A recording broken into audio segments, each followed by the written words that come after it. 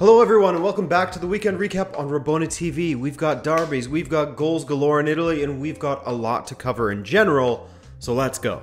But hey, just a reminder, if you're finding us for the first time and you dig the content, do consider subscribing.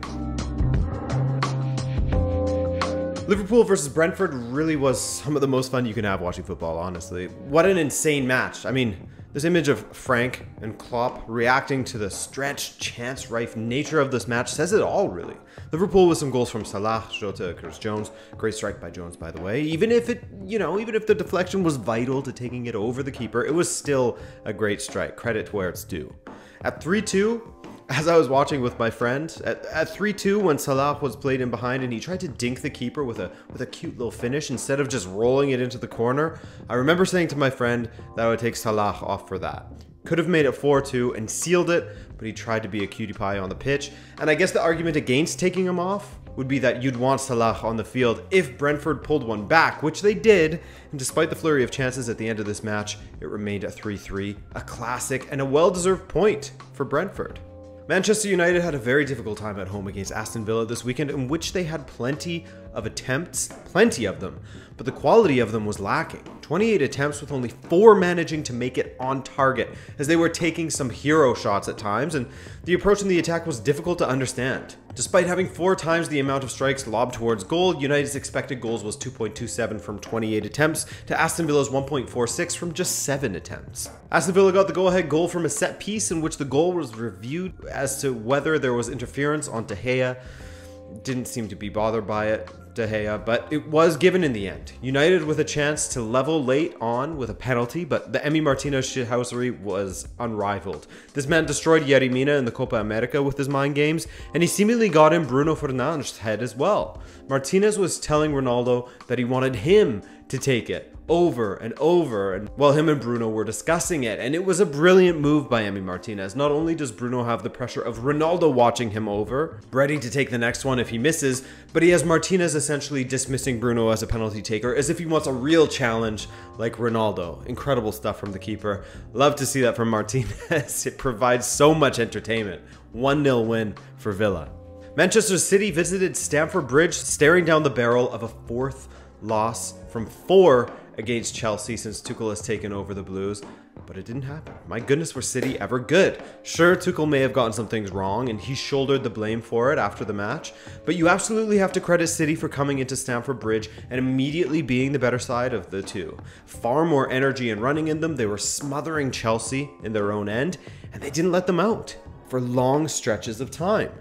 To illustrate just how dominant Pep's boys were, this was the first time that Chelsea was incapable of registering a single shot on target since Thomas Tuchel took over last January. They have shown some cracks with their recent performances, that didn't have a shot on target in the first half against Tottenham, which was a first for Tuchel, but they managed to rally in the second half for 3 goals. But this time, City were just far too good.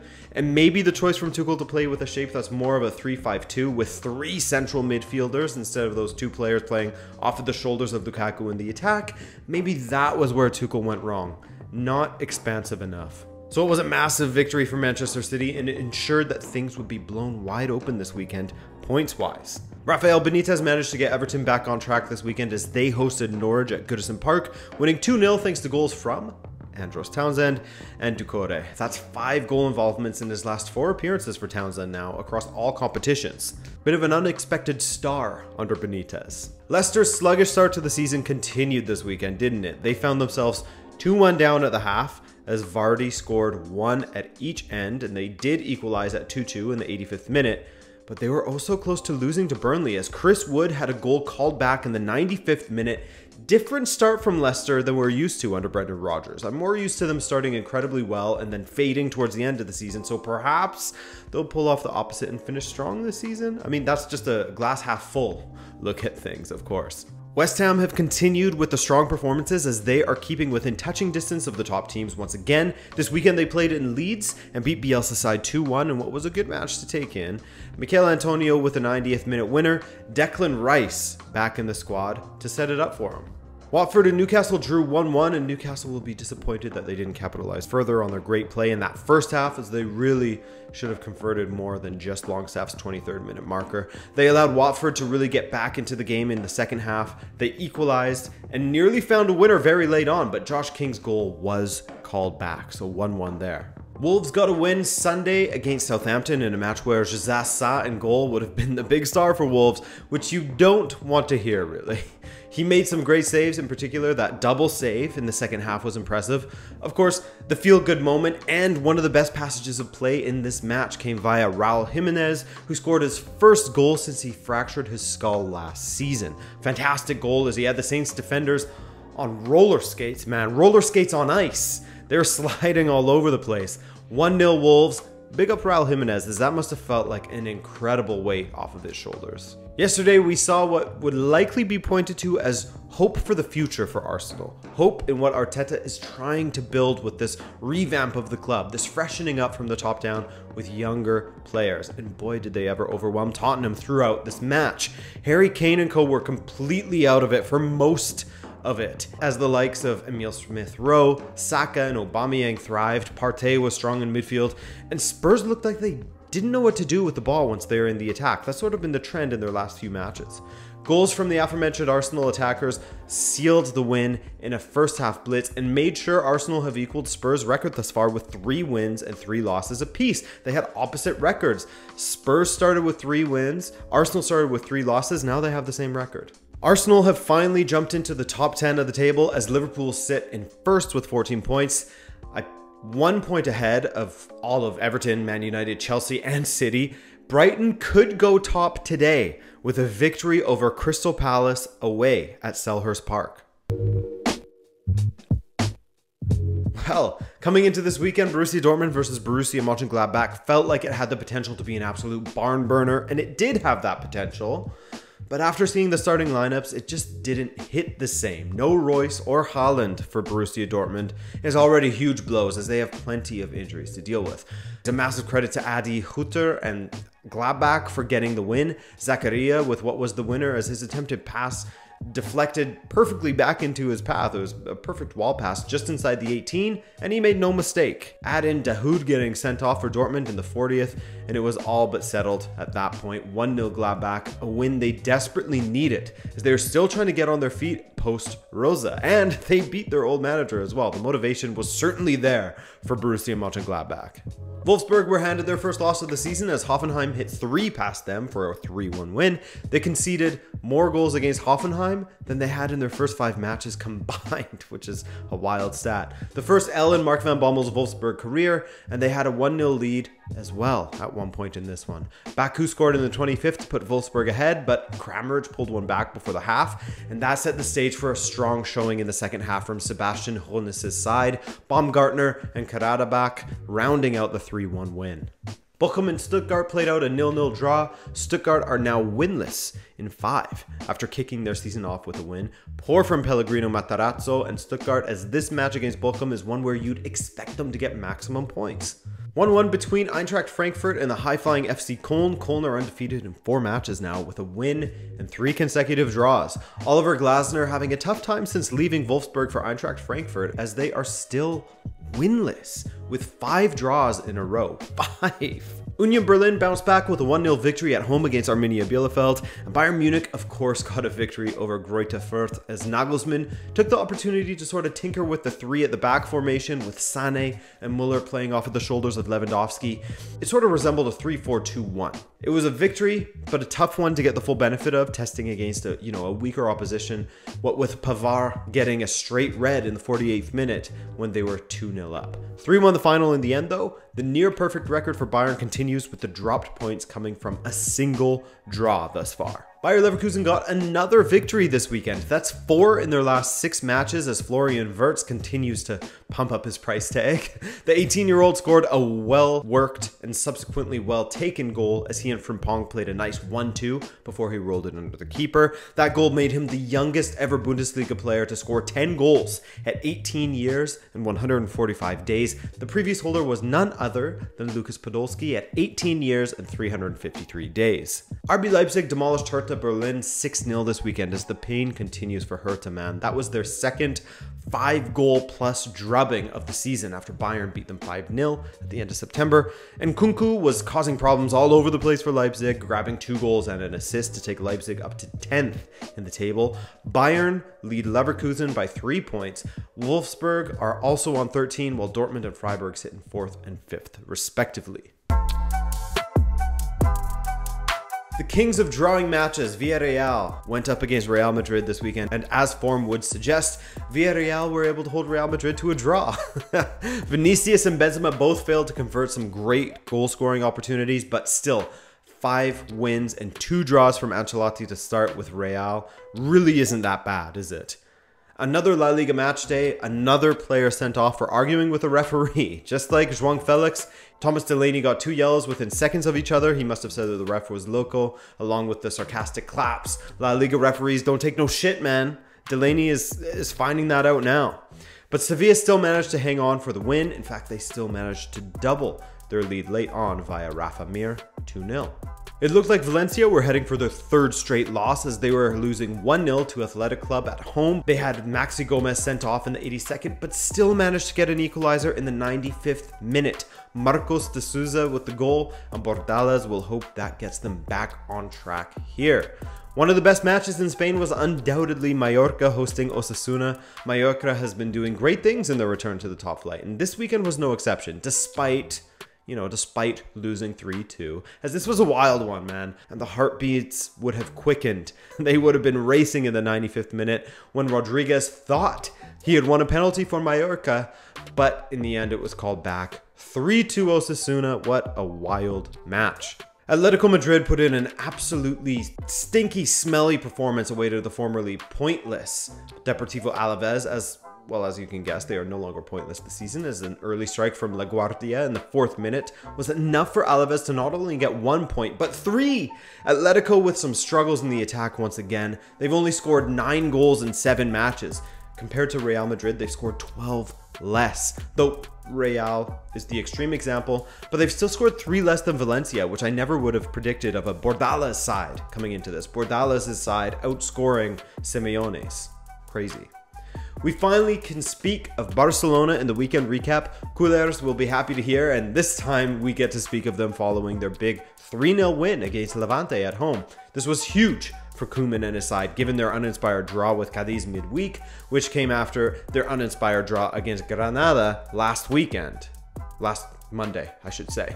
Goals from Depay, Luke de Jong, and a returning Ansu Fati sealed the 3-0 win. Fati scoring after being absent for 322 days for Barcelona. His family was rightfully emotional in the crowd as they knew just how much that would have meant to the teenager. That was a terrible injury to have to deal with at such a young age, so I think the football world will be thrilled to have him back because he's a special, special talent. Oyarzabal scored again for Real Sociedad as they had a tricky match at home against Elche, winning 1-0 in the end.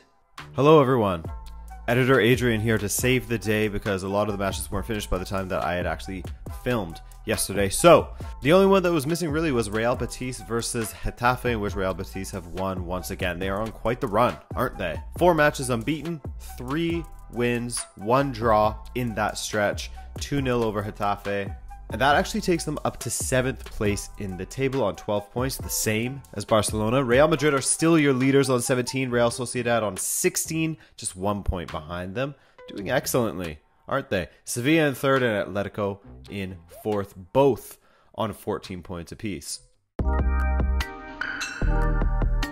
AC Milan continue to grind out the results, and Brahim Diaz continues to deliver on the potential that has been, seen him tossed around by clubs such as Real Madrid, Manchester City, and now, of course, AC Milan.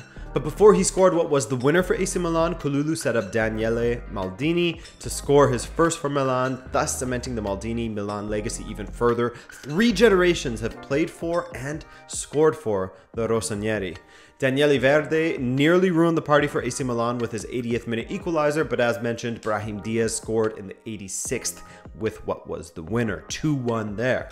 Inter and Atalanta played out one of the best matches of the Serie A season thus far, and that's saying something, man. man, as there have been plenty of great matches. But Atalanta seemingly woke up against their fellow Nerazzurri, as after Lautaro made it 1-0 after just 5 minutes, Rafael Toloi and Malinovsky put Ladea ahead before the half, only for Dzeko to put away the equalizer in the second half. An insane second half, because we had DeMarco hit the woodwork from the spot for Inter in the 86th minute. That was a missed chance to go ahead. And 3 minutes after that, Atalanta's Piccoli had seemingly punished him by putting Atalanta ahead, but it was called back. 2-2 the final in a great match. You want more? How about Genoa hosting Hellas Verona, in which Giovanni Simeone put his side Verona ahead in the 8th minute, then won a penalty in the second half that Antonin Barak converted to go 2-0 up. But cue the chaos from here. Domenico Crescito, there's a classic. He pulled one back from the spot for Genoa for 2-1. Then 4 minutes after that, Mattia Destro pulled Genoa even, 2-2. And 5 minutes after that, Pandev set up Destro again to put Genoa ahead from 2-0 down. In 9 minutes, they went from 2-0 down to 3-2 up. But the fun only lasted 6 minutes before Nikola Kalinic still got it. Apparently equalized for Hellas Verona, 3-3. Another thriller, man. Juve made it 2 wins on the trot as they beat Sampdoria 3-2, but it came at a cost. Both Morata and Dybala were forced off with injuries in this game. Dybala started the match so well. Also, he was looking great out there, scoring the opener after linking with man of the match Locatelli, only to go off in the 22nd minute with an injury. Bonucci got a goal from the spot. Maya Yoshida pulled one back for Sampdoria before the half. Locatelli got Juve's third, his first for the club. Goal and assist for him. Antonio Candreva made it feel a bit touch and go at moments, what with bringing it back to 3-2 in the 83rd minute, but Juve hang on. Lost some momentum, but at least the results are going in their favor now. They'll have no Dybala or Morata to face Chelsea this week in the Champions League. Empoli got their 3rd win from 6 matches this weekend up against Bologna, winning 4-2 at home. Shout out to them, man, as Aurelio Andreazzoli is doing a fine job with Empoli's return to Serie A. Salernitana are still searching for their first win in Serie A this season as they lost 1-0 away to Sassuolo. 1-0 loss, 2-2 draw, 1-0 loss for Salernitana in their last 3 matches. They're getting closer, but not quite there. Vincenzo Italiano continues to do good things with Fiorentina as they got a win away to Udinese this weekend. I know, typically that wouldn't sound like much to write home about, but hey man, they're amongst the top sides with that victory as they sit on 12 points now. Lazio were the home side at the Olimpico in the Derby della Capitale. This was yet another great match in a weekend that Italy had so many great matches to choose from, entertaining matches to choose from. It was Sarri's Lazio that went ahead first and went ahead early, with Milinkovic-Savic throwing himself at a ball and colliding with Patricio in the process, but the ball went in. Fair challenge, fair goal, beautiful service from Felipe Anderson, by the way. They actually doubled their lead 10 minutes later as a lightning counterattack saw Pedro get released in the middle and he hit it first time low past Rui Patricio. However, in the lead up, I think that Roma really should have had a penalty. And, you know, the defender went clumsily through the back of Zaniolo. Nothing given. I disagree with that, but you know, what's a match without a little bit of controversy, right?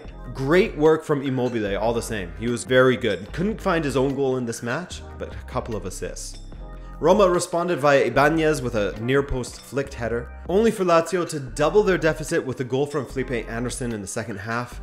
You know, it's funny, the penalty that Roma were awarded felt far less of a penalty than the one that Zaniolo would have won prior to Lazio's second goal, but Vertu made it 3-2 from the spot. 3-2 would unfortunately be the final score for those of a Roma persuasion, but a massive, massive victory for Sarri and Lazio in what was his first match in charge of a Derby della Capitale.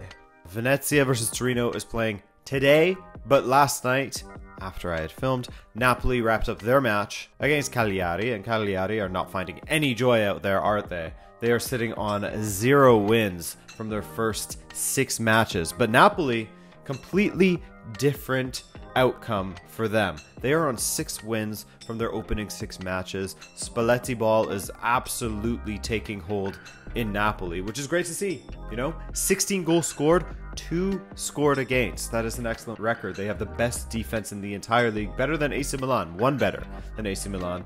And that is why Napoli are at the top of the table currently on 18 points with Milan behind them. Inter in 3rd on 14.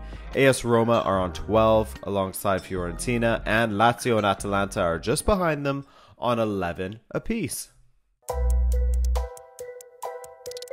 And we'll close things out with a quick rip around Europe. In Portugal, FC Porto overcame Gil Vicente 2-1 away, with Mehdi Taremi getting another goal, his 4th of the season in his 7th appearance. Porto remain unbeaten in Portugal. In fact, the big three are all unbeaten still, as Benfica got a win against Vitória 3-1 away. A brace from Roman Yaremchuk, which you love to see going into the match against Barcelona this week, and the other goal coming courtesy of João Mario in the second half.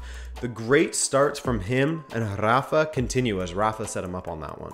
And Sporting got a clean sheet and a win in their 1-0 victory over Marítimo at home, but they left it late. Pedro Porro with another penalty goal, just as he had last weekend, as Sporting got the win in the 98th minute of the second half. 8 minutes of added time in this one. It's all as you were at the top of the table, with Benfica in first with 7 wins from 7 matches, Porto and Sporting with identical records in second and third, respectively. Over in France, AS Monaco have won their 2nd consecutive match after they beat Clermont 3-1 away. It was fun while it lasted from Clermont, near the top of the table, but after winning their first 2 matches, they haven't won in 6 attempts now. Lille finally strung 2 wins together as they managed to overcome Strasbourg 2-1, a brace from Jonathan David, but some great work from Tim Weah to set up the first, and his involvement in winning the penalty was substantial as well. A late push from Strasbourg, despite being a man down since the 79th, made the ending very fun to take in, but a win to Lille in the end. PSG got a 2-0 win, and Nice with a big 3-0 win, as the standings are as follows. PSG on 24 with a perfect record. Marseille and Nice following up. Angers are still amongst it as well. And that's it, guys. Appreciate you once again taking some time out of your Monday to come through and hang with me for a bit. I hope you enjoyed yourself, and if you did, do be sure to subscribe if you aren't already. We'd be happy to have you. My name's Adrian, this is Rabona TV, and we'll catch you in the next video. Ciao.